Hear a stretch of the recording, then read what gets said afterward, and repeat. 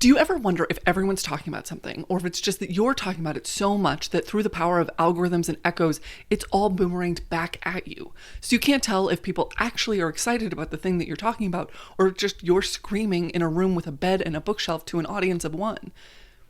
Well, that's kind of how I feel about floor plans. The streamers are currently obsessed with a new big house game. This one is Blue Prince. You have to grow up a little bit to play Blue Prince. You're a boy, ever heard of them? Entering a mansion that you could inherit, as long as you can solve the puzzles of the home. But you aren't just its inheritor, you are also its floor plan creator. Each day, the house is reset to nothing. You have to choose the rooms that follow each door, and through opening the right rooms, you slowly, for me, very slowly, uncover the story. The lovers of this game may put me in the freezer for this one, but it's a lot like if Clue and Uno had a baby. Random rooms have outcomes based on their color, and by putting together the right combination, you get further and get more answers. When you finish a day, you end up with some description of the house you designed based on its size and the rooms you chose. You get to see this winding building floor plan that often looks bad. Empty patches, a kitchen 7 rooms away from the dining room, a library between a courtyard and a patio. Think of the books and the water damage. This game is letting you choose your floor plans, but choose it how a person playing Russian roulette is choosing to stay alive. You can say it was part of their plan, but it is maybe just only luck. But despite everything I just said, this game feels like it's breathing new life into floor plans, getting people to think about space not just as a room you're in, but how it connects to the whole. And as a floor plan lover, video games are one of the few mediums that actually capture the realism of being in a building. With built-in maps, you are existing both in your character's location, but also with awareness of all the rooms around you. Movies often struggle to capture space in this way because they are not restrained by location. Behind a closed door, the next room could be located anywhere. It could even be on a studio lot hundreds of miles away. But video games let you experience new places and appreciate floor plans. I have always been intrigued by a floor plan. In day-to-day life, you don't encounter them that often unless you work with Blue Prince, not to be confused with Mr. Blue Prince himself. But you sometimes come across them in weird ways. When staying in a hotel, on the back of the door, they show an evacuation plan, which also is pretty much a floor plan with a couple of arrows. But years ago, I got my hands on the Motherlode, a CD full of hundreds of historic house plans from eBay. So I pulled out my trusty CD drive and plugged it into my computer, and then, just like that, I had access to house plans from over 100 years ago. There's Suburban Homes from Morgan Park, written in 1886, Remodeling a Bungalow Farmhouse from 1963, or one of my favorites, Villas and Cottages by Calvert Vaux from 1857. What I like most about this book is not only are there illustrations and floor plans, there are also written descriptions, which explains who the house was commissioned for and the details of the home. The book opens with this engraving of a home in the forest titled Residence of M.P. Willis at Idlewild on the Hudson.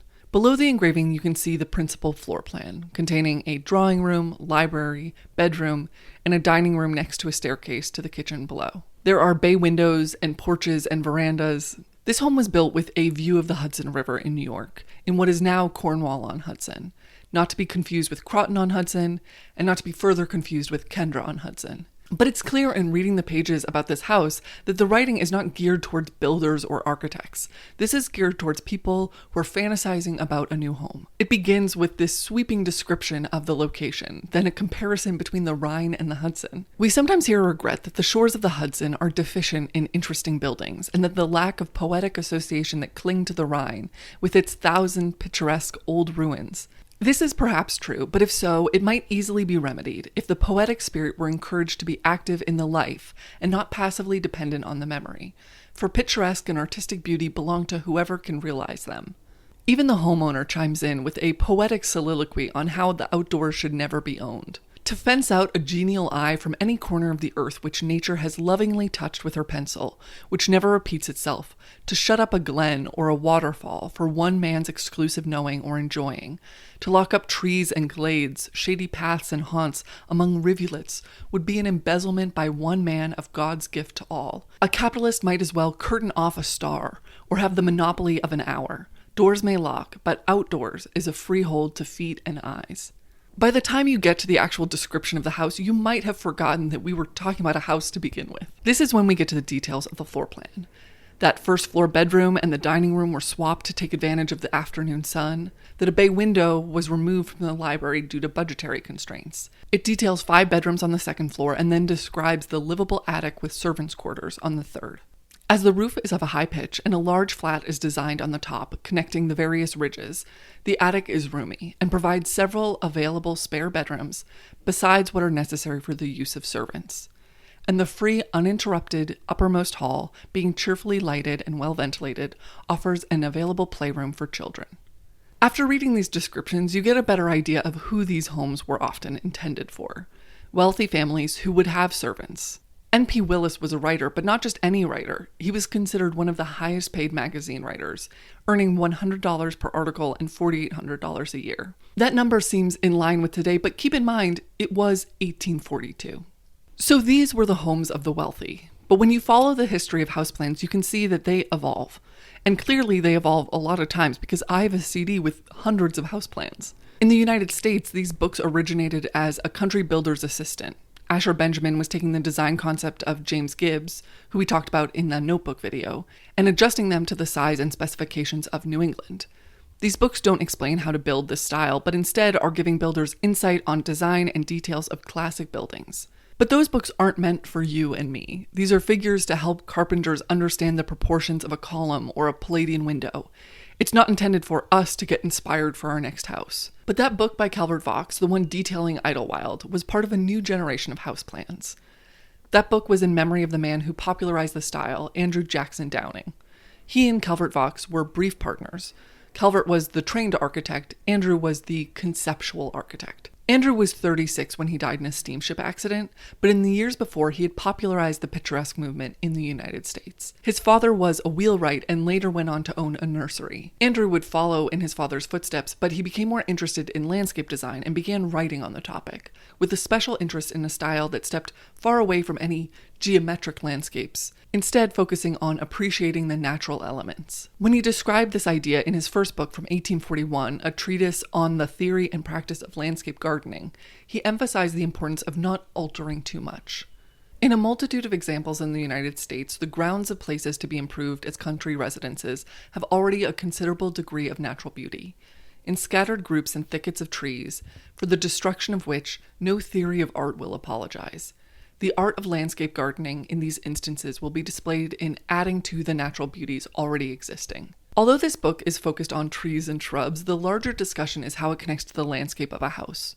These aren't just gardens for garden's sake, they are connected to places people live and enjoy. The next year he goes from the garden to the indoors, publishing Cottage Residences. This book focuses on the house plans. Instead of this picturesque movement focused on a tree, it was now focusing on the trees surrounding a house. How to make it look like everything had been there forever. And although Downing was not the main architect, he was the architect of this idea. In his book and articles, he carved out a space where nature and home could meet, and he found a very receptive audience. What Andrew Jackson Downing especially unlocked was people's imaginations, using illustrations, writing, and floor plans to help people envision a life in these places. In Cottage Residences, the first house is titled A Suburban Cottage. From the illustration, we see 2 chimneys in the center, a porch nearly the width of the house, and those delightful gingerbread details. Then the floor plan shows us the primary floor with a kitchen, a bedroom, and a parlor. The upstairs has 4 bedrooms. From looking at this floor plan, you can imagine where you would be in the illustration. You guys might be able to see me waving from the downstairs bedroom. But if you are still struggling to imagine the house, there are pages of descriptions that appeal to their ideal tenant. He explains that this house would be for a small family without servants. And although this house is smaller than the mansions that come later, it's very particular about how it describes the family. The parlor or living room is comparatively large. Its outline is agreeably varied by the bay window opposite the fireplace, and the closet of books connected with it indicating a certain degree of mental cultivation. If we suppose this cottage stripped of its projecting eaves, its bracketed veranda, its dormer window, and the little decoration visible in the chimney tops and other details, we shall have a building in the form of a parallelogram, of the very plainest description. Such a building would be distinguishable from a barn or outhouse only by the presence of chimneys and windows of larger size, and would convey to the mind no impression whatever of refinement of its occupants. By a trifling additional outlay at the time of building, amounting to from 7 to 10% on the whole cost, such a plain dwelling may be made the ornamental cottage shown in Design 1, which we think would strike every observer as being tasteful and agreeable to the eye. Every piece of this description is focused on perception, perceived as tasteful, refined, literate, but it also gives the readers the feeling that you're on the inside, not just of the house, but of the rules of building a house. You're getting a first-hand account and explanation of what makes this house in good taste. What these house plan books did was give everyone a starting point, no matter where you lived. You were no longer just asking a local builder for a 3-bedroom house with a porch. You could show a builder this house plan and ask for specifics, something I'm sure many builders were probably annoyed by. The modern-day equivalent might be a Pinterest photo showing a beautiful farmhouse sink, and local contractors and plumbers having to figure out how to install and brace it properly. But in both cases, it means that an intentional stylistic choice is being spread further than just a few houses in one neighborhood from one contractor. Instead, these style decisions are spanning the country. You can find them in any state. Although these house plans were originally intended to help people imagine and build a house, they also give me something closer to how I envision my space in real life. I am in this bedroom right now, but I very clearly know what is downstairs from me, even though I'm not there. I have a mental map of my apartment that feels almost innate. It's not something I think about often, but when I hear someone open a door, I know where they are relative to me. It's almost like having those cutaway walls in The Sims. I can't see through to my bathroom, but I know it's there, and I know what it looks like inside. And thank God you can't actually see through those walls, because I know some treacherous stuff has happened in there. But these floor plans are, I think, scratching that itch of knowing the space around you well and having an instinctive compass of your home. Now, I decided to write this video because I have been dreaming of floor plans for weeks now. I'm in the midst of a marathon of playing 2 games about floor plans back to back. Right now, I'm playing Blue Prince. As I mentioned, Blue Prince is about building a floor plan by placing together cohesive patterns of rooms on this 25-block grid. Your goal is to make it to room 46. And in exciting personal news, I did yesterday. So I have put in many hours to Blue Prince, so much that I have been dreaming about it. My brain's constantly like, should I place a bedroom or a courtyard? The answer is almost always courtyard. But even though I love the game, it doesn't actually scratch that itch that looking through my collection of floor plans does. Because in Blue Prince, the rooms and layouts are always changing. The house is this ever-changing maze of matching sized rooms. You never get the feeling that you understand the space, especially in an involuntary way. The thing I love most about these books of house plans is that they tell you things. You can think of the people who lived in these places. You can research. Imagine how they move through the space. I always wonder if someone bought this book and used this house plan, and if there are examples still standing scattered across the country. I think I have found a game that properly captures all those feelings. The mystery, the looking through books, solving puzzles, but most importantly, understanding a building. Last month, I played Lorelei and the Laser Eyes. If you're thinking, oh no, she's back on her Gilmore Girls videos, that's a fair concern, but the spelling is different. The game follows a woman with sunglasses and a high-waisted pant who has been invited to an abandoned hotel. Through the game, you unlock doors by doing puzzles. Some of the early puzzles include simple math, using architectural sketches.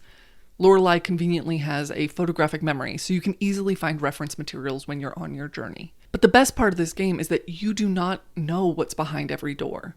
Your slow journey to unlock the entire house starts with locked doors, but over time, you unlock an elevator, and halls, and entrances, and exits. What happens is this natural progression where you fully understand the space you're in. The unlocked map is within your collection of reference materials, and you slowly get to comprehend the space, not just by walking through the doors, but by looking at your map, understanding the building as a whole. What is on the other side of this wall? What does that staircase connect to? I finally found a very gratifying game that revolves around a floor plan, which actually makes sense. But what Lorelei and the Laser Eyes also does is pretty much a satisfying research simulator. The books you find are needed to parse puzzles, and by reading and gathering information, you better understand the story of this large mansion hotel that existed since 1847. Every piece of information creates this cascading effect where more doors are opened, more stories are uncovered. And honestly, that's something that happens in real historic research. When you're not looking, some mysterious connection can be found. And this video is going to have one of those surprising historical connections too. In 2020, during the pandemic, I did an episode of my podcast, Someone Lived Here, about Harriet Jacobs. So instead of going to houses that were museums or historic homes, I talked about houses that had been torn down. Harriet Jacobs was born into slavery in Edmonton, North Carolina, and was facing the constant threat of sexual violence from her slave owner. In an attempt to leave as his advances escalated, she escaped north. Except she wasn't able to escape north. Instead, she hid in the roof of her grandmother's house for 7 years while her hunters searched for her in northern cities. The roof she lived in was 9 feet by 7 feet, with the highest point being 3 feet. There were no windows, and she faced intense physical pain. That house isn't there anymore. I haven't been able to find a photo of it, just renderings. But after 7 years, she finally got an opportunity to escape north. She met her brother in Philadelphia, and she went on to be employed by a wealthy family in New York. She worked as a nanny to their children, and it was during her tenure as a nanny where she wrote her life story, Incidents in the Life of a Slave Girl, under the pseudonym Linda. That wealthy family she worked for was Nathaniel Parker Willis, the writer who made $100 an article, and whose home Idlewild was featured in Villas and Cottages. I didn't piece this together until a year after making that episode. I was looking through these books for house engravings for an unrelated project, and on the first page of Villas and Cottages, it mentioned N.P. Willis and Idlewild. And I suddenly was seeing the floor plan of an interior I thought was completely gone. Idlewild in its original form didn't make it into the 21st century, and the only remnants of it I found were a couple of photos. But here was the entire floor plan. We can see where she spent a large part of her life, where she wrote her book. And although the physical space she lived in is long gone, we can understand the space that she inhabited. Her biographer summed it up best. Jacobs began writing at the Willis' home up the Hudson. Idlewild had been conceived as a famous writer's retreat, but its owner never imagined that it was his children's nurse who would create an American classic there. At the Willis' country estate, she was surrounded by a natural environment chosen to touch a writer's soul. Yet her days were destined not for study, but for the nursery. While Willis wrote by day, she undertook her project in secret and at night. Floor plans were sketched before the house existed, and the floor plans in this book help us understand the space even after it's long gone. They can open up our minds to how people lived. And some video games are doing the same thing, creating a game out of the connection of rooms, taking a routine space and making it the setting of action, showing it to us in first person or third person. And video games might be that entry point to realizing you like research and puzzles or old things and floor plans. If you like the house game genre, you should see if there's a historic house museum in your area, because there could be a place with hallways that might unlock that same mysterious feeling, but in real life with no zombies, hopefully. I have a lot of videos that revolve around house building kits and the picturesque movement, which I have made into a little playlist so you can get more on Andrew Jackson Downing and Sears houses all in one place. On Patreon this month, I will be going through my house plan collection and picking out a couple plans to build in The Sims. Thank you all for watching. Bye.